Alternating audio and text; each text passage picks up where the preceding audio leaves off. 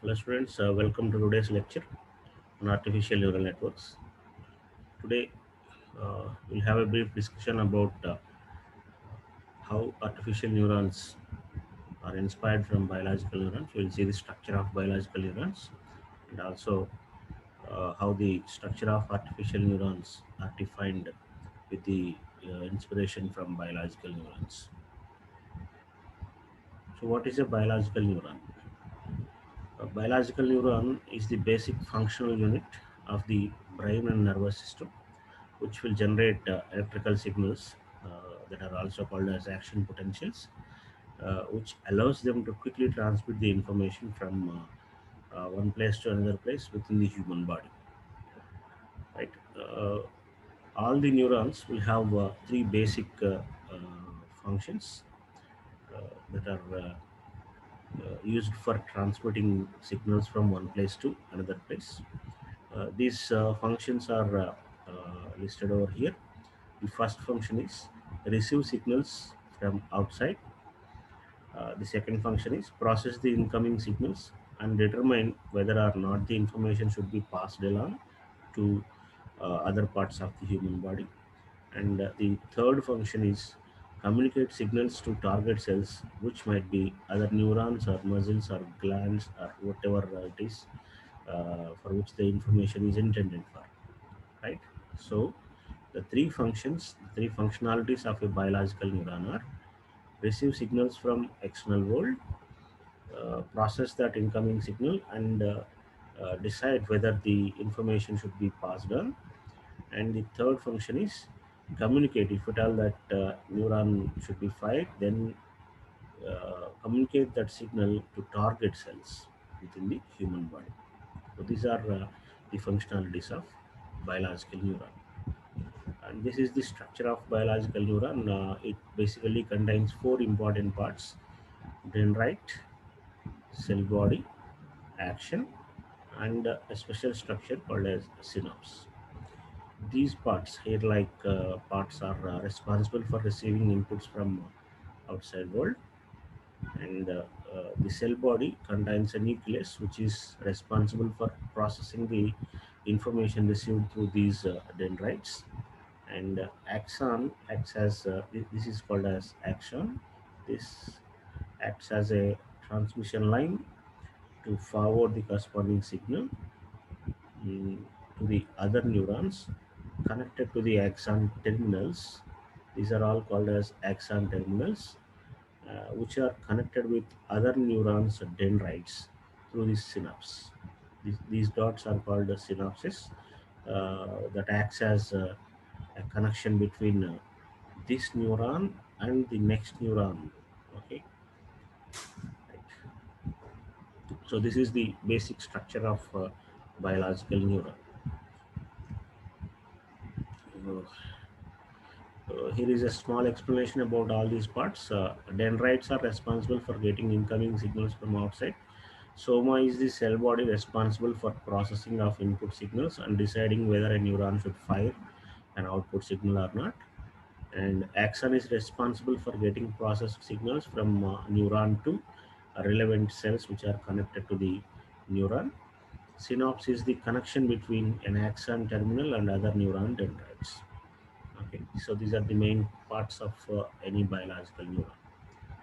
And the incoming signals can be either excitatory or inhibitory based on whether they are going to fire the corresponding neuron or not. If the input signals can fire the corresponding neuron, then they are called as excitatory incoming signals. If they cannot fire the corresponding neuron, then they are called as inhibitory incoming signals. Okay, so the incoming signals may be two types: excitatory, that fires the neuron, and inhibitory, that may not fire the neuron. Okay, and a single neuron may have more than one set of dendrites and may receive many thousands of input signals. And whether the whether the neuron is excited into firing an impulse depends on the sum of all excitatory and inhibitory signals it receives. Right. Uh, every neuron will define a threshold based on the corresponding threshold value, comparing it with the calculated sum value. The neuron may decide whether to fire or not. Right. So the processing of this information happens in soma, which is neuron cell body. If the neuron end up firing, the nerve impulse or action potential is conducted down the axon. That means it will be forwarded to other neurons which are connected to the neuron. And finally, axon splits up into many branches and develops swellings known as axon terminals at the end of neuron. These axon terminals will be connected to the other neurons with the help of a synapse, and then axon terminals uh, may forward the corresponding impulse signal to the other neurons in the form of electrical signal. So this is about biological neuron, where four main parts will be there to receive, process, and forward the corresponding signals to the connected neurons. Now we'll see how artificial neurons are inspired from that biological neuron, how these are designed actually. Artificial neuron, in some people call it as perceptron when only one neuron exists in the corresponding entire network. Is the basic unit of the neural network. Artificial neuron is the basic unit of neural network. Uh, it is simply a mathematical function based on a model of biological neurons. That means uh, we can view it as a sum of product of weights and input signals at a particular neuron. Each artificial neuron has the following main functions, which are similar to the biological neuron. Take the input from input layer, weighs them separately and sum them up, and then by identifying whether to pass on or not, pass this sum through a non-linear function to produce output. Okay, if you observe these three functionalities, they are similar to the functionalities of biological neuron. This is a structure of uh, a single neuron, which is also called as perceptron. This is where the entire processing happens. The neuron, there is an input layer. Let us say the inputs from this layer is x1, x2, x3, x4, and every input is connected to the neuron with the help of a weight. Let us say the weights are w1, w2, w3, w4 respectively for x1, x2, x3, and x4. And every neuron makes use of a summing function and an activation function. Summing function calculates the sum of these products of weights and inputs, and activation function identifies whether to fire this neuron or not. Okay, and the final output is produced by the neuron. Now, let us understand how this works. So there are four basic components. Again, the first one is input layer, where the input values will be received. Uh, this is shown in this. These four are forms an input layer. And weights and biases. Weights are collection of array values which are multiplied to the respective input values. That means every input is connected to the neuron through a weight. So these are called weight array. W1, W3, W3, so on, W4 are called as weight array. And there may be a special weight called as bias also. It is not shown in this diagram, but there may be another weight called as bias weight for the neuron. We may or may not consider it. Then these weights and inputs are multiplied, and finally the result is added with the corresponding bias value. uh, and this will be forwarded, the value will be forwarded to the activation function in third step. Activation function decides whether or not a neuron is fired, and uh, whether the output value should be generated by the neuron or not will be decided by the activation function. Uh, This activation function we discussed, as we discussed earlier, may produce a value within a range of values that should be produced by a neuron based on the function that we select. And the fourth component is output layer, which produces the final output of the neuron, so that can be passed to the other neurons that are connected to existing neuron. So this is a simple example to understand how this happens. Uh, we considered one neuron over here with a summation function, two inputs from the input layer x1 and x2, which are connected to this neuron with weights 1.0 and 0.75, and also we are considering a bias value 0.5. The activation function is max of 0 comma z, that is we are making use of ReLU function, the rectified linear unit function, as activation function, and the final output is y. Okay, assume that the value produced from this neuron is z over here, which is passed on to the activation function. Now how it is calculated?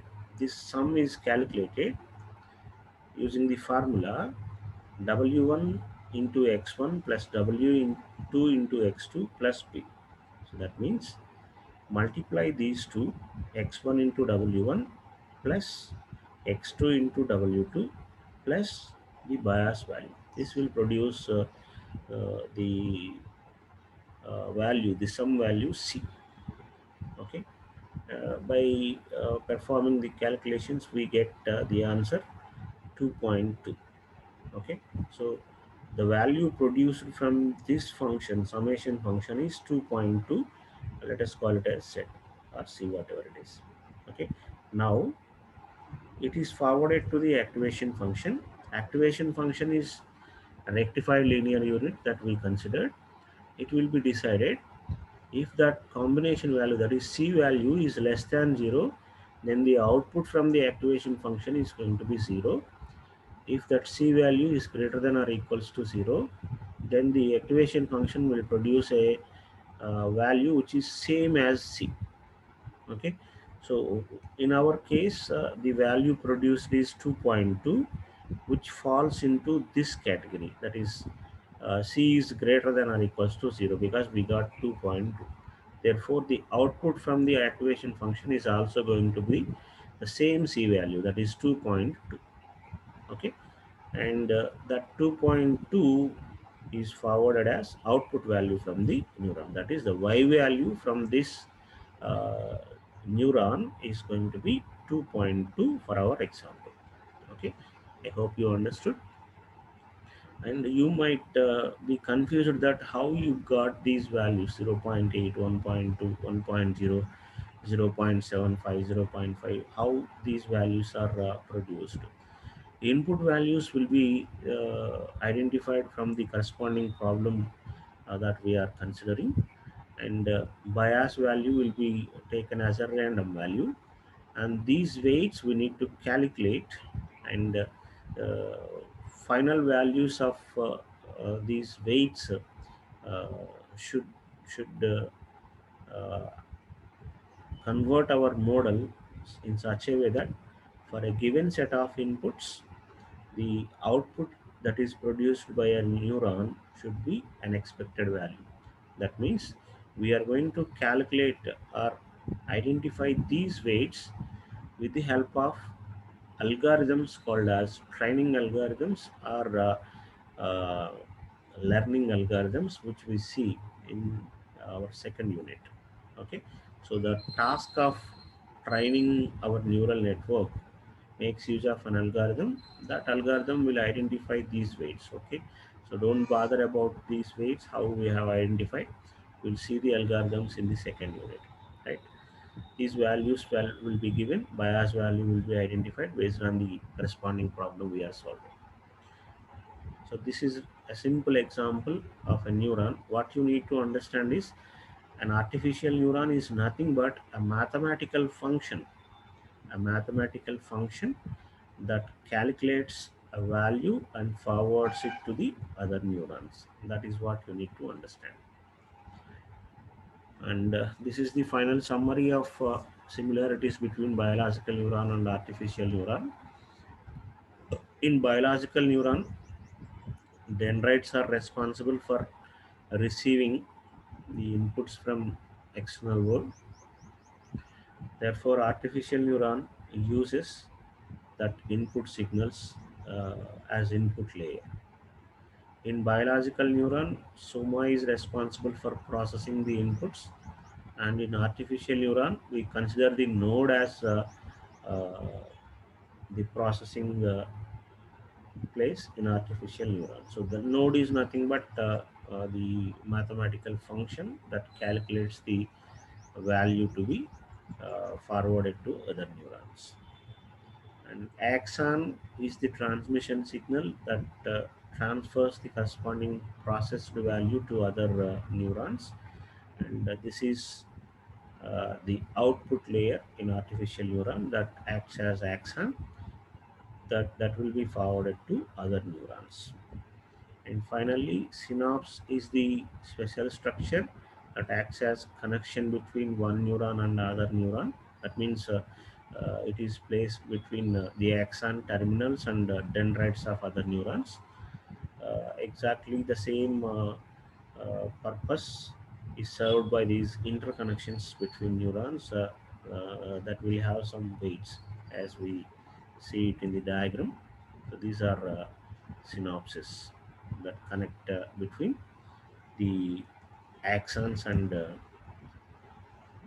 dendrites of artificial neuron, just like in biological neuron. So these are some similarities between biological and artificial neuron. The four components are mapped to input, node, output, and interconnections into the artificial neuron.